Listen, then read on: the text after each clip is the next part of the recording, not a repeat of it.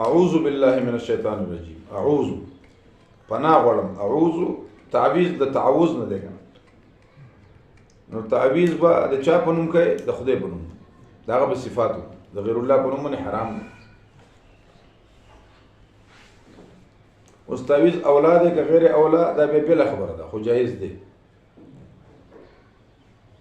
عبد الله بن مسعود رضی الله تعالی عنہ بعض شیانو به لیکل خپل ماشومانو ته به غاړې کې واچو. غیر مقلدین وایي چې ماشومانو دپاره جایز دی او لویو دپاره ناجایز دی.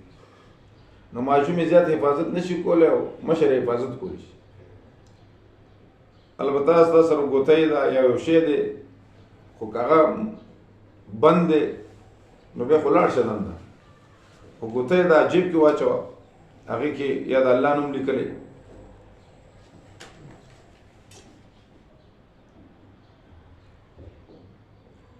نو تعویذ اعوذ بکلمات الله التامة من كل شیطان وهام من كل عین الله.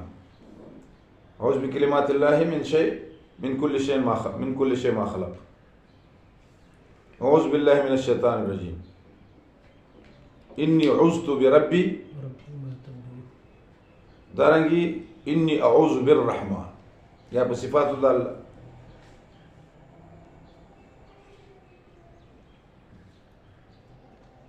د غیر الله په نوم باندې تعویذ هم نشته دی او نه دم درهیش دی چې د غیر الله نوم پکې راخلي. د بل چا په نوم به دم نه کوي، دم خو د الله په نوم کوي. یا کوم دعاګانې معصوره راغلي دي په هغې دم، یا کوم منقولې دي هغې باندې وکړه. اعوذ بالله پناه غواړم په الله سره، په نوم د الله سره. قل اعوذ، قل پکې محذوف دی. بالله باسم الله من الشیطان الرجیم، د شیطان نه الرجیم چې هغه راټیلی شوی دی، کنځلی شوی دی، ټیل وهلی شوی دی. او شیطان چونکې د ټولو سرغنه ده، ماسټر مایند دی، نو چې د هغې نه د الله امن راکو نو د باقي شی نه به خامخا الله درکړي. من شر النفس هم راغلی دی ومن شر كل متكبر جبار. اللهم إني أعوذ بك من الجبن والبخل والبرص وقهر الرجال ومن شر مسيح الدجال. دغه شیانونه نو د الله رب العالمین په نوم به څه کوي؟ تعویذ به هم د الله په نوم کوي، پناه به هم د الله په نوم غواړي. نو تعویذونو کې یا میکائیل یا جبرائیل یا اصحاب کهف نومونه لیکل دا شیانه ټیک نه دي، جایز نه دي. اوس روایت کې راځي من تعلق تمیمة فقد اشرک. تمیمه عام لفظ دی. مرح الارواح اوس خو څوک داسې خاص نه وي تاسو ویل لکه نو مرحه چې ده صرف کتاب دی که نه په هغې کې دا راځي که نه عن ذي تمائم محولي. امرؤ القیس چې هغه شاعر دی اولنی شعر ټیک نه دی که نه عن ذي تمائم محولي. تمائم مرح الارواح لیکلي دي آیت تعویذ. نو تعویذ سوګانه مستقل عربی لفظ دی. نو د دې وجه نه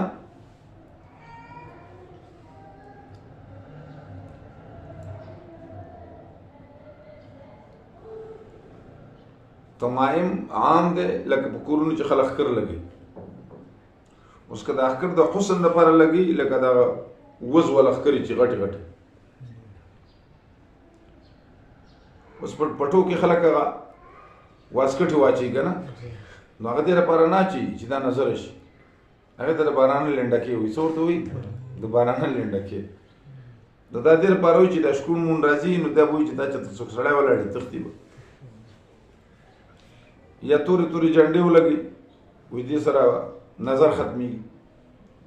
د هغې دپاره شته که نه ماشاء الله لا حول ولا قوت. باغ ته دنده کېږي لولا اذ دخلت جنتك فقلت ما شاء الله لا حول ولا قوة.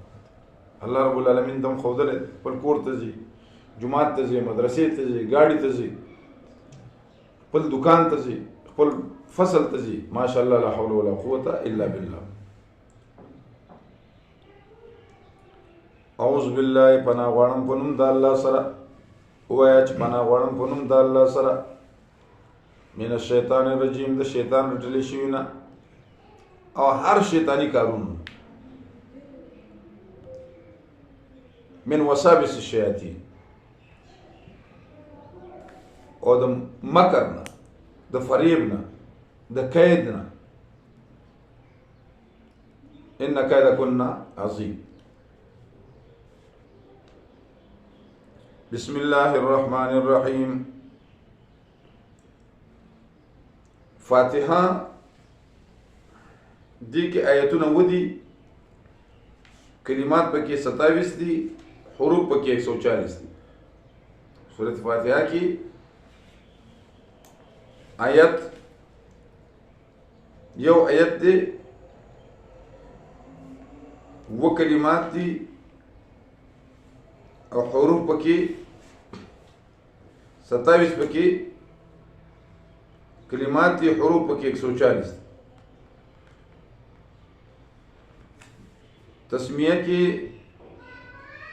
سورۃ فاتحه و آیتونه دي، آیت نه ونه و آیتونه، کلمات پکې 27 او حروف پکې 140. او تسمیه کې آیت یو دی، کلمات ضرور دي، حروف پکې 15 دي. تسمیه کې آیت یو، کلمات ضرور او حروف پکې 15. آیت چې ده په لغت کې علامې ته وایي. آیت په لغت کې څه ته وایي؟ علامې ته. او په اصطلاح د شرع کې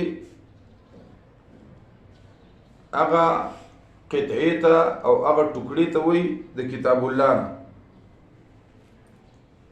هغه قطعې او هغه ټوکړې ته وایي د کتاب الله نه چې اول او آخر معلوم وي، توقیفا مطلب دا منقولا چې د نبی علیہ السلام منقول.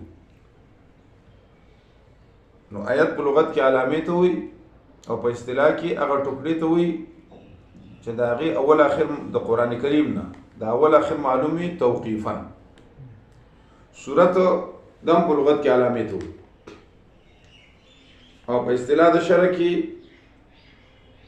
یو قطعه، یو ټوکړه مستقله ده د کتاب الله نه چې اول او آخر معلوم وي توقیفا. نو آیت او صورت کې فرق څه شو؟ فرق دا شو چې آیت هغه قطعې ته وایي د قرآن کریم نه، هغه ټوکړې ته وایي چې اول آخر معلوم وي منقولا توقیفا. او صورت علامه ده په اصطلاح کې هغه قطعه مستقلی ته وایي. نو آیت مستقل نه ده او صورت مستقل. هغه قطعه مستقلی ته وایي چې اول او آخر معلوم وي توقیفا، یعنی معلوم وي د نبی علیہ السلام منقول وي. مکیه منصوب بسوی مکی، منصوب بسوی مکه. دا تا پکې د تانیث لپاره نه ده. مکیه منصوب بسوی مکه. مکه شی په معنا د اهلکه. مکه ته مکه ځکه وي د خپل دشمن هلاکي. مکه ته مکه ولې وایي؟ خپل دشمن هلاکي. او دارنګه د دې نوم دی بکه هم دی، ببکة مبارکه. بکه ورته ولې وایي؟ بکه شیء خرقه، خپل دشمن دوزې کوي، سیري.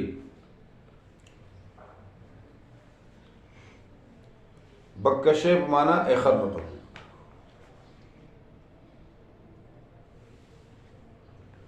د نبی علیہ الصلوۃ والسلام عمر 3 کاله دی راجح. او بعضی خلک 6 کاله وي، بعضی 15 کاله وي. کوم خلک چې 6 کاله وي نو هغه کسر نه حسابوي، او کوم خلک چې 15 کاله وي نو هغه کال د پیدایش او کال د وفات تام وي. خود ارجح قول څه دی راجح قول څه دی چې عمر د نبی علیه السلام 63 سال 53 کاله 40 کاله د نبوت نه مخکې دي او 30 کاله د نبوت نه وروسته بیا 14 کاله مکی زندگی ده او 10 کاله مدنی زندگی ده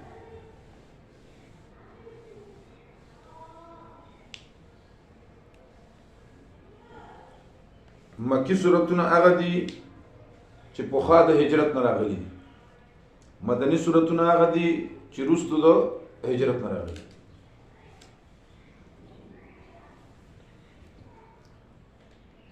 خو کېدل د صورت مکی یا مدنی دا په اعتبار د اکثرو اجزاو سره ځکه بعضې آیتونه داسې چې هغه په مدني صورتونو کې راغلي په مکه کې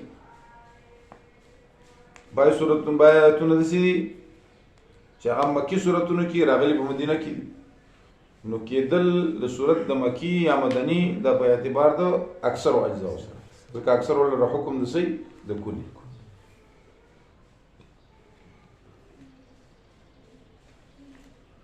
درې کاله نبی علیہ السلام دعوت چلولې ده خفیه درې کاله نبی علیہ السلام دعوت چلولې ده خفیه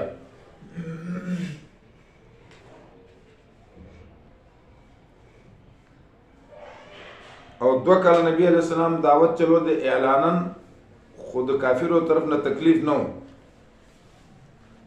ځکه چې غلبه نه د دعوت د دوی بس لګیا به ځنه بغل شي 15 کاله بیا نبی علیہ السلام دعوت چلو سره د فتنې د کفارو خو مانع موجود ابو طالب د نبی علیہ السلام ته او خدیجه الکبرى رضی الله عنها دوی به یریدل کله کله به جرګې را لېږلې ابو طالب پسې خپل وراره مونی کا کله به سکو کله به سکو به 3 کاله نبی علیہ السلام چې به دعوت چلو نو سخت فتنه وه کافرانو تکلیف رسو پروپاګاندا کولی مقابله کولی ځکه مانع هغه نو بیا او 10 کاله مدني زندگی وا او دا به شاهد وو دیم او درم دور چې دی ته دور متوسط وي دیم او درم دور ته دوري متوسط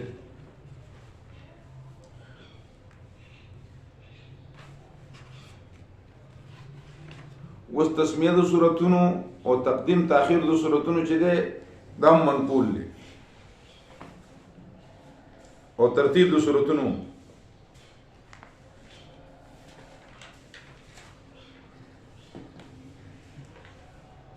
او تقدیم او تاخير د سورتونو دا په اعتبار د اکثر اجزاء سره دی او تسمیه چې دا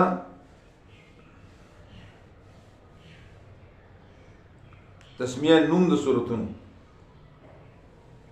دا په اعتبار د جز سره غالبا دا په اعتبار د جز سره نوم د سورت دا په اعتبار د جز سره نو فاتحه اوس دغه فاتحه ټکي خو نه دراغله په سورت فاتحه کې نو ځکه موږ وی چې نوم د سورت دا په اعتبار د جز سره خو غالبا او کله کله جز رانه شي بیا ولغنم کی سورۃ فاتحه نوم شو لګا فاتحه سورۃ فاتحه په اعتبار د ترتیب قرآنی سره اول سورۃ ده او په اعتبار د نزول سره پنځم سورۃ ده سورۃ فاتحه ترتیبا د سورتونو د قرآن نه اول سورۃ او په نزول کې پنځم نمبر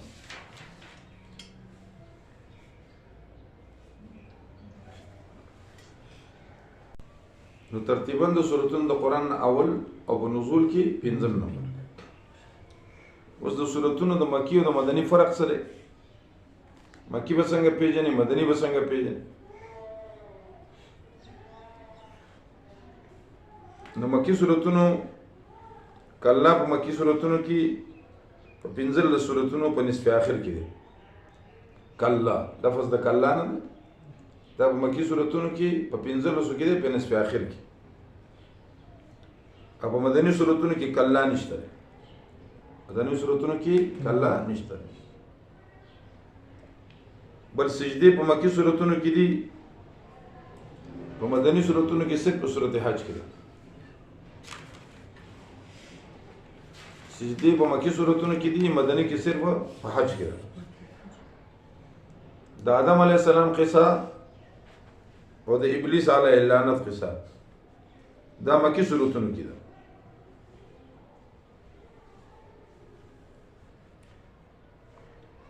او مدني کې صرف په سورۃ بقره کې ده. مدني کې صرف په سورۃ بقره کې ده. په مکی سورتونو کې د جهاد ذکر نشته لري، او مدني سورتونو کې د جهاد ذکر دی.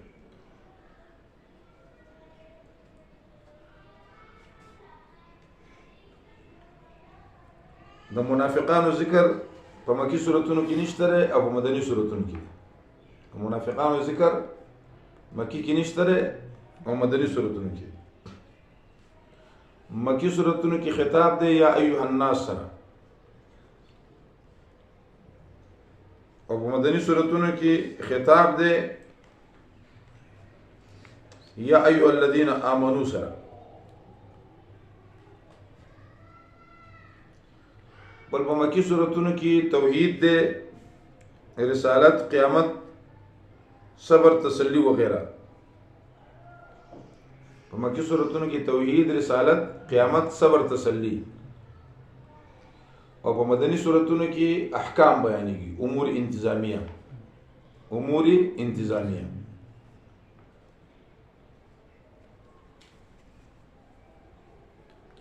بل مکی سورتونه واړه واړه دي او مدني سورتونه اوږده اوږده دي. مکی سورتونه واړه او مدني سورتونه غټ غټ دي.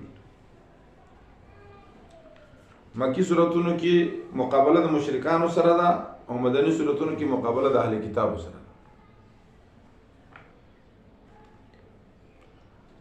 مکی سورتونو کې مقابله مشرکانو سره او مدني کې اهل کتابو سره.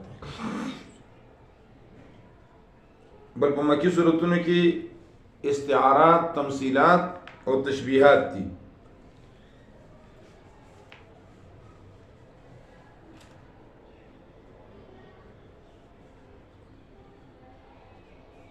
او مدني سورتونو کې انداز بیان ساده دی. نو مکی سورتونو کې څه شی دی؟ مقابله مشرکانو سره ده او مدني کې منافقانو او اهل کتابو سره. په مکی سورتونو کې تمثيلات، استعارات، تشبيهات دي او مدني سورتونو کې انداز د بیان ساده دی. خدا فرقونه چې دي دا اکثری دي. دا اکثری دي ځکه سورۃ عنکبوت مکی دی، خو د منافقانو متعلق آیاتونه چې راغلي هغه مدني دي.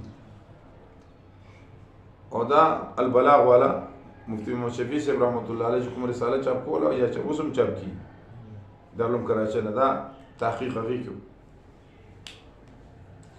فاتحه، سورۃ فاتحه بعد المدثر وقبل اللهب. بعد المدثر وقبل اللهب. بعد المدثر وقبل اللهب. او زمانه نزول دور اول لمکی معزومی. زمانه نزول دور اول لمکی معزومی.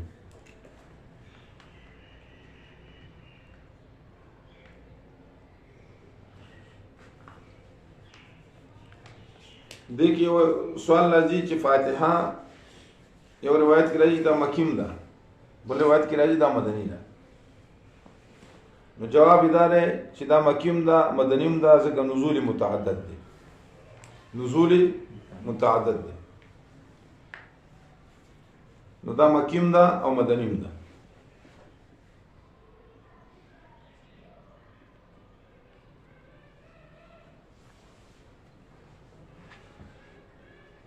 سورة طلاق اول چې سورت نازل شوی دی علی الاطلاق، اول چې سورت نازل شوی دی علی الاطلاق هغه سورت علق دی. اول سورت چې على الاطلاق نازل شوی دی هغه سورت علق دی. اقرأ باسم ربك الذي خلق خلق الانسان من علق. دغه نبی علیہ السلام ما انا بقارئ ما انا بقارئ. نبی علیہ السلام بجبريل امین فزمني زمة شديدة. نبی علیہ السلام شروع کو اقرأ باسم ربك الذي خلق خلق الانسان من علق. اقرأ وربك الاكرم الذي علم بالقلم علم الانسان ما لم يعلم. على الاطلاق چې اول سورت نازل شوی دی دا څلور پنځه آیتونه نازل شي دي هغه سورت علق.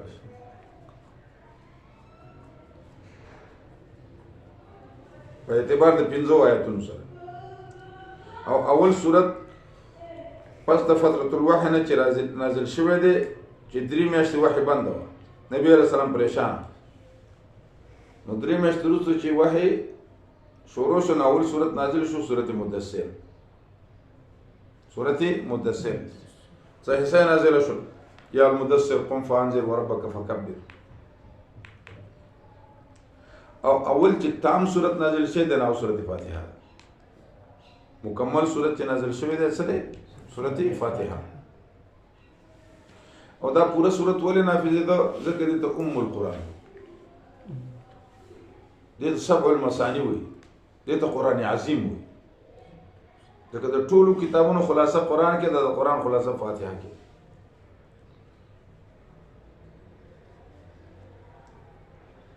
نو اول سورت چې مکمل او تام نازل شوی دی هغه سورت فاتحه ده. نو تعارض پر روایتو کې رانغی چې کوم سورت اول نازل شوی. على الاطلاق سورت علق، پس د فترة الوحی نه سورت مدثر، او چې تام سورت نازل شوی دی هغه سورت فاتحه. خلاصه د تسمیه توحید دی چې موضوع د قرآن د تسمیه خلاصه ده توحید. استعینوا باسمه تعالی خاصه، استعینوا باسمه تعالی خاصه.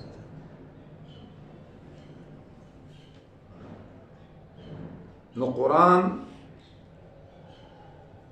اول کې په خپل موضوع باندې تصریح وکړه او ختم د قرآن بم په توحیدی. قل اعوذ برب الفلق قل اعوذ برب الناس. او ابتدا انتها چې یو شان شي دي ته ویل کېږي مراعات النظیر. څه ورته وایي؟ مراعات النظیر. اصول کتابونو کې ورته څه وایي؟ اصول فقه کتابونو کې مراعات النظیر.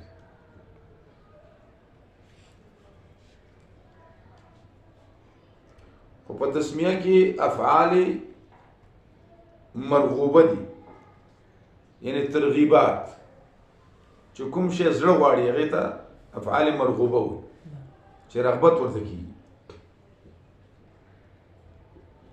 او په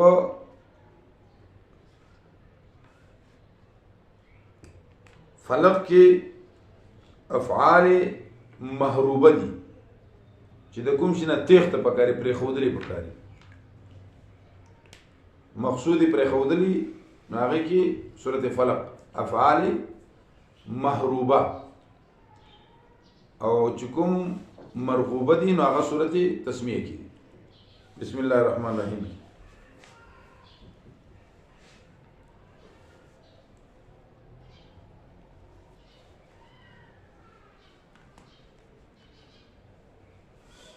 نو که پناه اخلیم د الله په نوم، که ابتدا کوم د الله په نوم، او دا د قرآن کریم موضوع ده.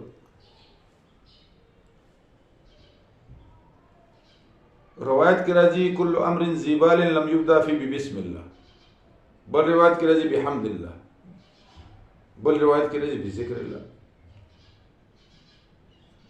ذکر الله سره تعارض ختم شو. بحمد الله نه ذکر الله نه مراد څه دی؟ دا بسم الله نه مراد څه ذکر الله. شرافت د تسمیه دار چې د موسی علیه السلام په ګېډه باندې دړله، نو الله ورته چې فلان کې بوټي وخوره، چې وخوړ ښه شو. بیا یو ځل دله بوټي ځان نه وخوړ، بیا ښه نه شو. وی مخکې زما په وینا زما په نوم خوړلی، اوس دې په خپلې مرضۍ منصور ابن عمار په کاغذ کې بسم الله الرحمن الرحیم لیکلی، بسم الله کاغذ کې بسم الله به مندل یو ځکه پرته راوای غستله مناسب ځای ولونه کو به نه مند نو تیرې خوب یو لیته خوب کې ورته الله رب العالمین چې تاسو ما د نوم قدر وکړو نو تاسو حکمت درکړې شو.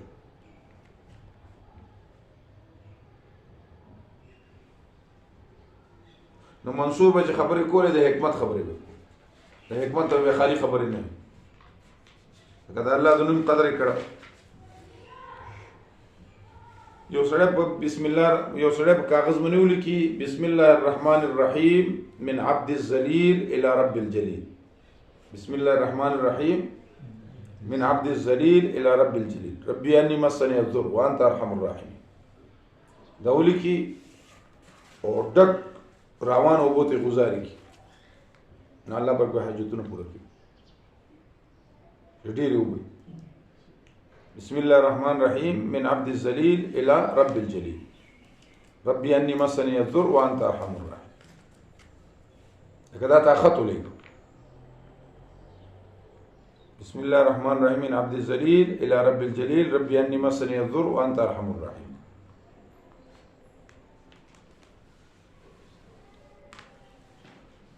خالد رضی الله تعالی عنہ نو کفارو د اسلام د حقیقت او د حقانیت دلیل وغوښتو،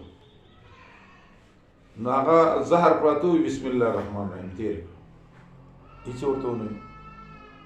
خو د خالد صاحب توکل مونږ ګورې فرق دی، دا څنګه چې اوسره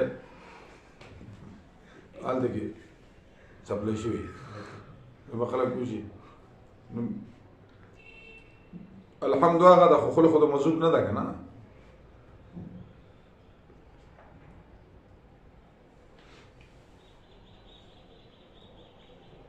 قیصر بادشاہ اتی عمر صاحب ته وی چې مالا ما په سر دړي هغه یو ټوپه ولګل چې ټوپه په سر پرته و دړ به بینو او چې کله ویلره کړه دړ به نه چې په ځل کولاو کړه دای کلی بسم الله الرحمن الرحیم دا قدم نه او دا اعظم تفاصیل کې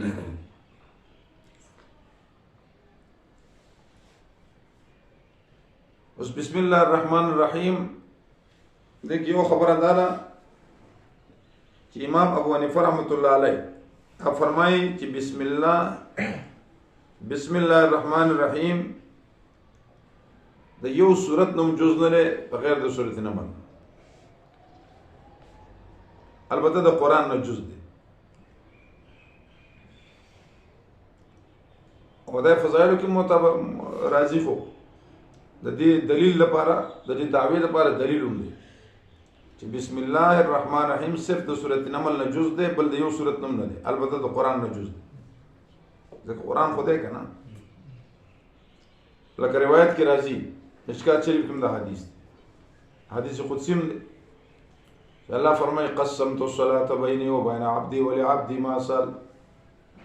ما قرآن کریم قرآن قسمت الصلاة ای الفاتحه ما سورۃ فاتحه تقسیم کړی د پمینس خپل او پمین د بنده خپل کړی عبد ما سال چې بنده سغواړي زور ورکوم.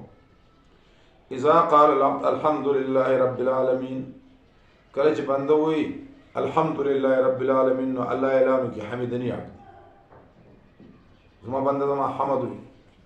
واذا قال العبد الرحمن الرحیم قال الله تعالی اثنى علی عبدی زما بنده زما ثنا وي. واذا قال العبد او کله چې بنده وي مالک یوم الدین قال الله تبارک وتعالى مجدني عبدي.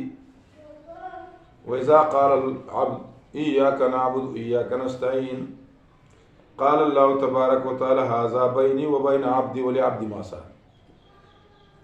واذا قال العبد اهدنا الصراط المستقيم صراط الذين انعمت عليهم غير المغضوب عليهم ولا الضالين قال الله تعالى هذا لعبدي ولعبدي ما سأل. د دې حدیث نو مقصد څه دی چې قسمت الصلاة بيني وبين عبدي، قسمت الصلاة ای الفاتحه. اذا قال العبد الحمد لله، اذا قال العبد بسم الله الرحمن الرحیم نو چې د سورۃ فاتحه نه جز نشوله نو د هیڅ یو سورۃ نه جز نه ده، البته جز د قرآن نه ده ځکه د سورۃ نمل نه جز ده.